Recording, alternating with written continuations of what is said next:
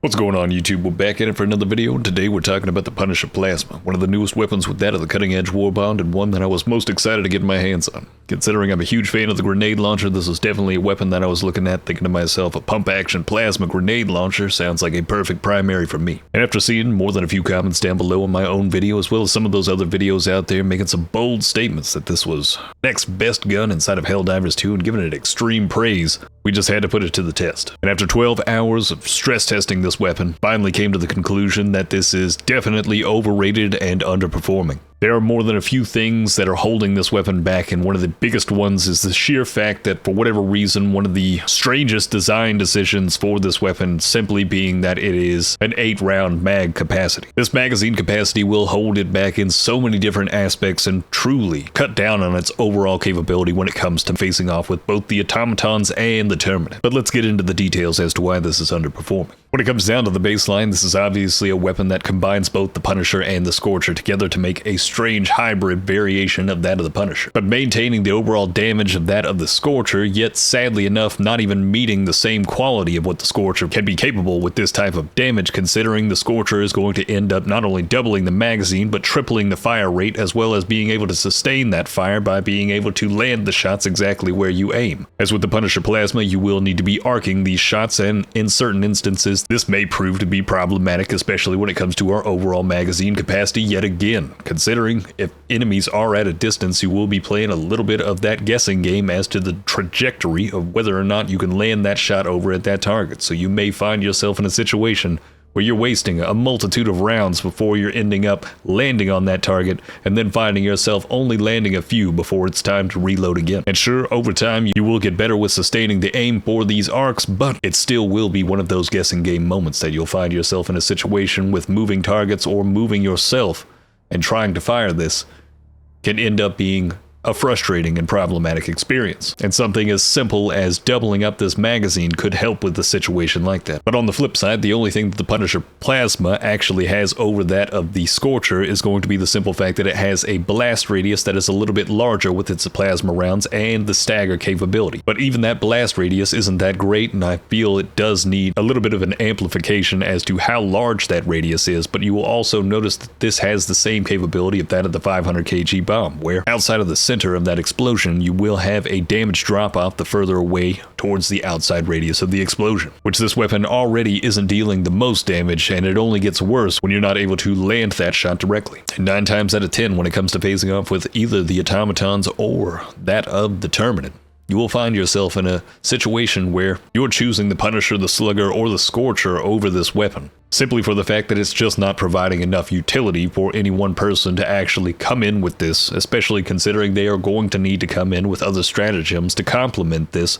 in order to compensate for the drawbacks to using this as a primary weapon. But let's get into what it can do when it comes to facing off with the automaton and the Terminid. When it comes to facing off with the automaton, you can make quick work of those humanoid bots, especially if they're in a tightly clustered group, as one well-placed shot can be able to one-shot an entire group, but only if they are all close within that center explosion. If they are on the outside edge, it will take multiple shots in order to take them down. Striders will also be able to get one shot, but only if you can get a direct hit. When it comes to the Devastators, this is where the magazine capacity truly starts to draw back on this weapon, considering most Devastators will take 3, if not more rounds, and guaranteed when a rocket Devastator is facing off with you, you will have to have 5 direct hits to that enemy in order to take them down. And with the blast radius not being all that large, it's not going to benefit you too much when it comes to the scenarios where even if they are clustered together, you won't be hitting every single one of them, and your damage will not be as sufficient as you'd like it to be, as there will still be a damage drop-off with each one of these explosions. Now, one of the best ways to utilize this weapon towards the automatons, which effectively is something that could make this shine if it had more consistency when it comes to overall blast radius and the amount of ammunition it could have in each one of its magazines, would be sustained mortar fire that would stagger these enemies and give your team the capability of either repositioning or pushing up to these enemies and being able to finish them off in the state in which they could not move or function. That is why I think the 2 buffs that this weapon truly needs is blast radius increase and its capability of increasing its overall magazine capacity. These 2 things, not the damage itself, would end up truly making this weapon excel at what it is meant for. It is a primary support weapon that can be extremely beneficial to a lot of different team compositions. But sadly enough, for right now, when it comes to facing off with the automaton, this is just not the weapon you'd like to come in with, and you will find yourself in more frustrating situations than you'd like to be in. But now let's talk about the Terminid. Now when it comes to facing off with the Terminid, I will make a strong suggestion to throw on a jump pack and a stalwart or a machine gun with this weapon. Considering the big thing is trying to get up to high ground and utilizing the Punisher Plasma as something that can mortar fire over onto these large crowds that you may be facing off when it comes to the bugs, and trying to utilize it in a crowd control fashion, which sadly enough still ends up being lackluster with this weapon, considering its magazine capacity and its overall blast radius is not very large. The only thing you'll be taking out in multitudes with one shot will be something as small as the tick, and even then you may only end up getting 3 out of just one round. And that's if they are close enough. Everything else will take 2 or more shots unless you get a direct hit to them, and even then, if they are on the outside blast radius, even including that of the hunters, it can sometimes take upwards of 3 to 4 shots. And in the scenario of hunters jumping up into your face, you are going to be switching over to your secondary, if not your stalwart, and this is the big reason that I say bring in the stalwart, is the simple fact that dealing with hunters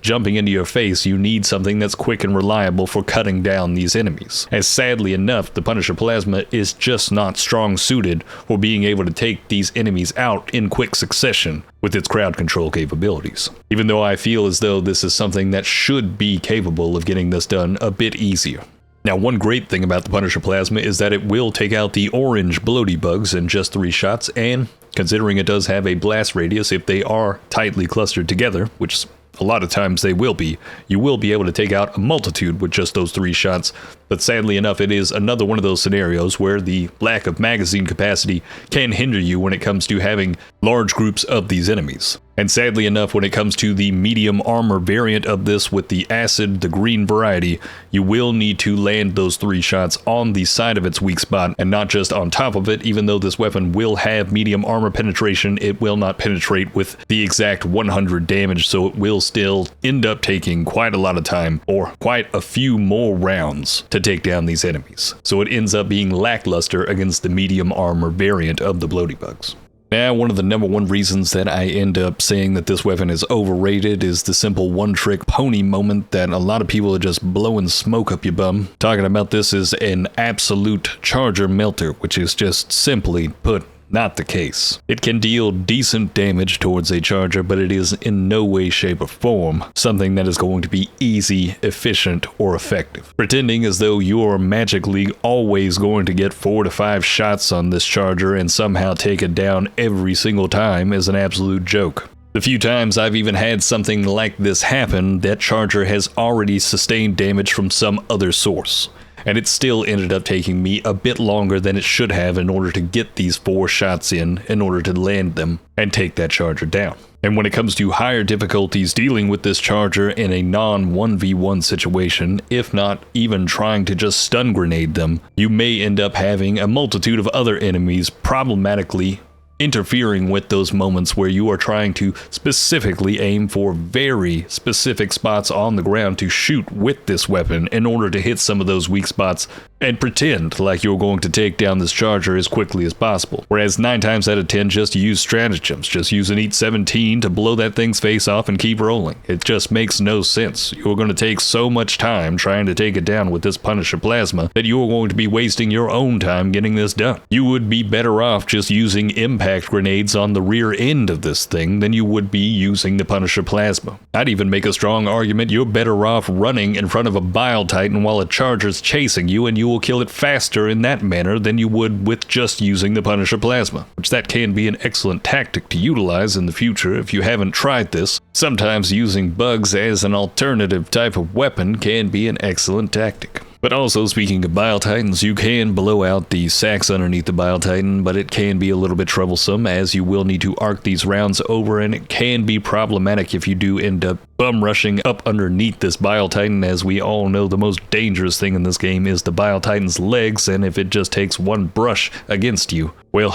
that's going to be another hell pod coming down. But that's going to be it right there, people. That is going to be the reasons I think that the Punisher Plasma is overrated and underperforming. It truly is just feeling like it is almost intentionally sabotaged just to make the Warbond seem as though it is less pay to win. And I believe there has been a statement from the CEO in the past that was talking about the revolver and how it wasn't exactly that great, and that's one of the aspects to why these Warbonds aren't pay to win. And hopefully this isn't actually the tactic that they're actually implementing with making some of these weapons, as to think that in the coming future that some of these weapons are intentionally made to be a little bit underwhelming just to make it seem as though they are not pay to win weapons, or make them seem too favorable in the opinion of the mass majority of players, to the point to where it feels as though you have to go out and buy that next Warbond in order to have the one weapon that's going to be good within this game, even though that's just not going to be the case. The simple fact of it is we want these to be really solid toys. All right, these are going to be guns that we throw into our treasure trove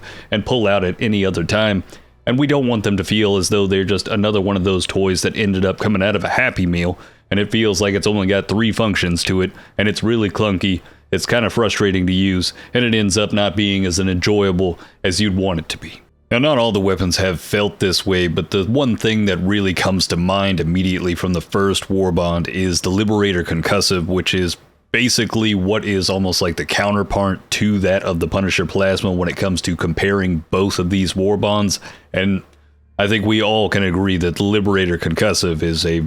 weapon that basically is a terrible version of the Liberator that almost doesn't give you any big benefit to it other than just having a little bit of stagger power, which doesn't end up being all that useful to you. But honestly, when it comes down to it, I really hope that they do end up buffing this, even at the slightest. Just giving it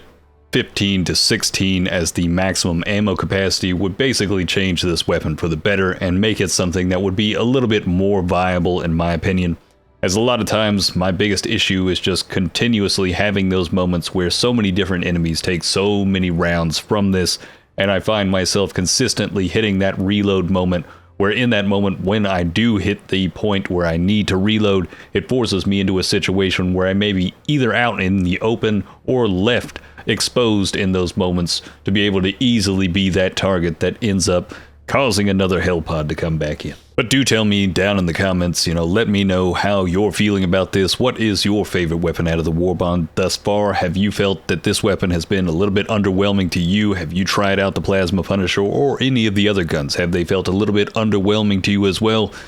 Let me know down in the comments below.